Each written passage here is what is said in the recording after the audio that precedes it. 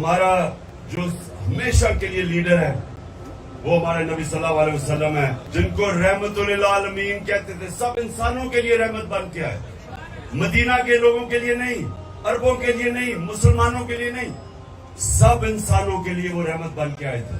بڑا انسان، چھوٹا انسان وہ ہوتا ہے جو اپنا ہی سوچتا رہتا ہے. اس انسان میں اور جانوروں میں کوئی فرق نہیں ہوتا. جانور بھی دنیا میں آتا ہے، کھاتا ہے، پیتا ہے، بچے پیدا کر کے مر جاتا ہے. جب انسان، اللہ نے اس کو اشرف مخلوقات بنایا، فرشتوں سے بھی اوپر چلا جاتا ہے انسان، لیکن جب وہ گرتا ہے جانوروں سے بھی نیچے چلا جاتا ہے. جانور بھی وہ حرکتیں نہیں کرتا جو انسان کرتا ہے، جو گرا ہوا انسان ہے.